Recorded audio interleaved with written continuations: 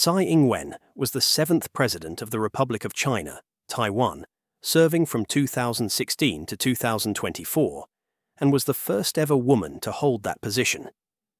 Over the course of her tenure as president of Taiwan, however, the country had faced several challenging tasks, ranging from the COVID-19 pandemic to the trade war between China and the United States, and a long list of other geopolitical issues.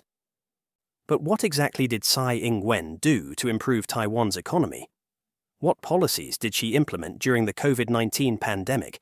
And how well did Taiwan's economy perform under her tenure from 2016 to 2024?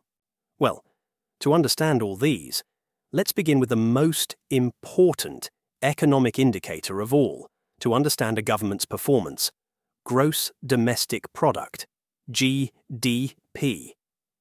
Here's a graph on Taiwan's Gross Domestic Product, GDP, annual growth rate from the International Monetary Fund from 1980 to 2024. As you can see, Taiwan's GDP growth rate was extraordinarily strong from 1980 to 2000. The average GDP growth rate over those years was over 7.49%. These were the golden years that brought Taiwan's economy to become an Asian economic tiger. In the 21st century, however, we saw consistent growth, but it was no longer as fast as it was prior to the 21st century. Where does Tsai Ing-Wen stand here?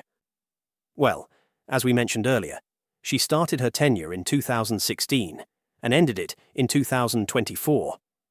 As you can see, Taiwan's economic growth rate over this period doesn't really seem remarkable when we compare it to the previous years. From 2016 to 2024, the average GDP growth rate during her period was just 3.15%.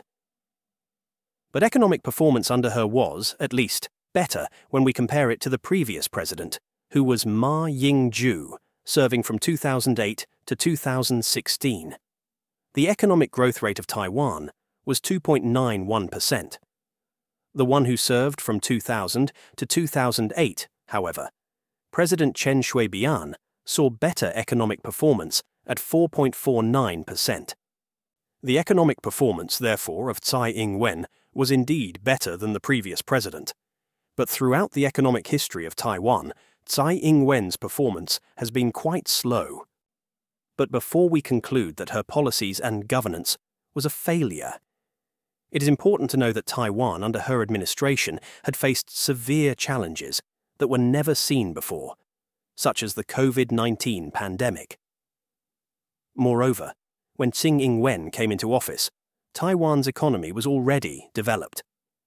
Why that matters is because economic growth in highly developed economies tends to slow down compared to developing ones.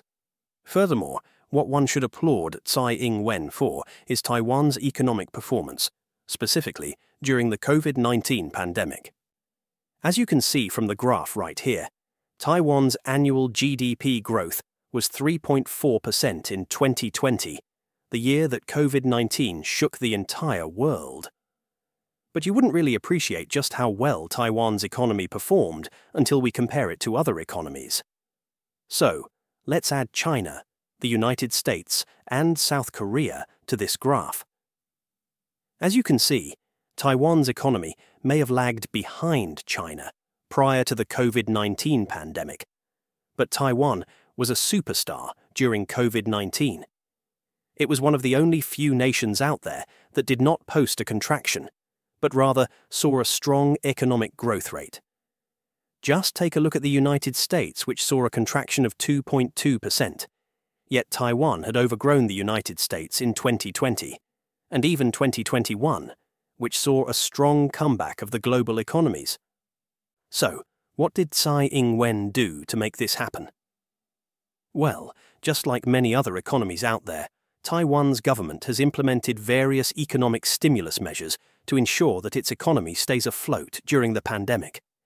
They, for instance, provided 1.05 trillion new Taiwan dollars, approximately 35 billion US dollars, relief package that included direct cash payments, tax deferrals, and subsidies for affected businesses, They had also given out triple stimulus vouchers worth 3,000 new Taiwan dollars to citizens and permanent residents.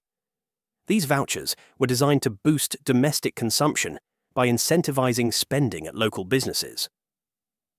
These and a long list of other stimulus packages helped Taiwan's economy during that time.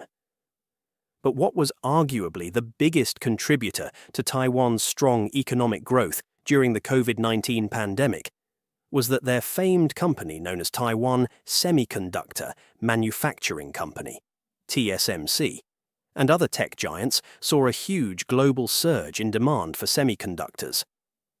These semiconductor chips were a vital piece in helping keep the Taiwan economy afloat.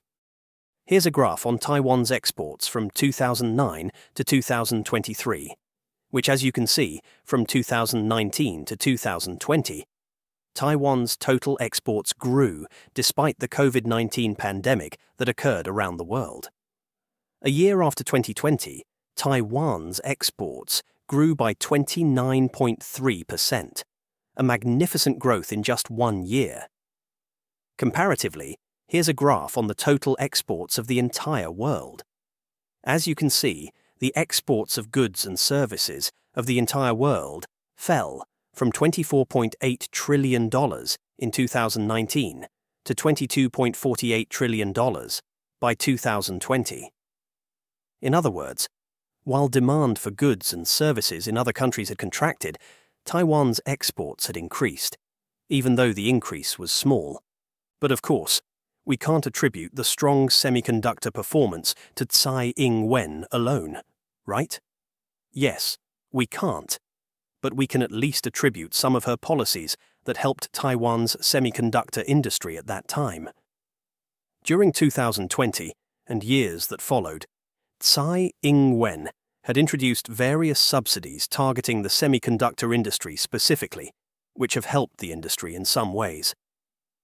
On top of the export performance under Tsai Ing-Wen, one of her signature initiatives has been the new Southbound Policy, NSP, which sought to reduce Taiwan's reliance on China by engaging more with Southeast Asia and other regions. But the policies implemented under this initiative didn't really see a lot of changes over her presidency. To understand this, let's pull up Taiwan's largest trading partner in 2016. As you can see, both China and Hong Kong were the largest trading partners of Taiwan. The overall bilateral trade between Taiwan and China and Hong Kong was $157 billion. This was what Tsai Ing-Wen wanted to change. She wanted to reduce Taiwan's reliance on China because any economic slowdown or geopolitical tension in cross-strait relations posed a potential risk. The NSP sought to create more balanced trade links. To fix this, she and her administration facilitated business delegations, signed various memoranda of understanding MOUs, and encouraged Taiwanese companies to invest in countries like Vietnam, the Philippines, Indonesia, Thailand, and India. Yet, if we take a look 3 years later, by 2019, the total trade between China, Hong Kong, and Taiwan grew further to over $190 billion.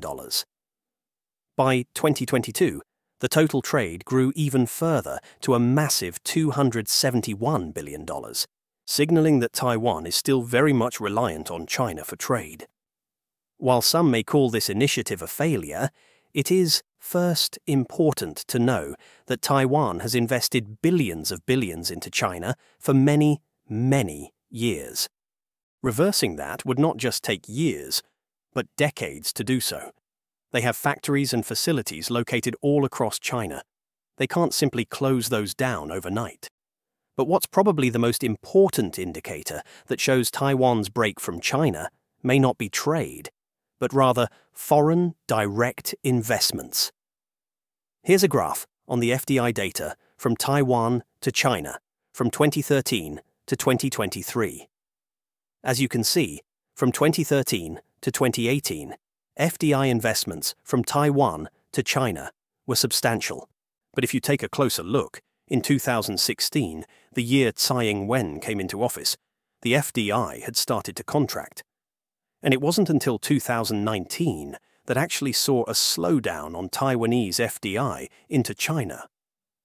And what's more interesting about this data is that in 2022, it was reported that Taiwan had invested much more into Southeast and South Asia than China, a feat that may actually be because of Tsai Ing-Wen's economic policies. Policies that want to distance itself from China and into more other neighbouring countries. Within the government budget, Tsai Ing-Wen has continued most of what Taiwan has continuously done, investing in education, economic affairs, social welfare, and so on.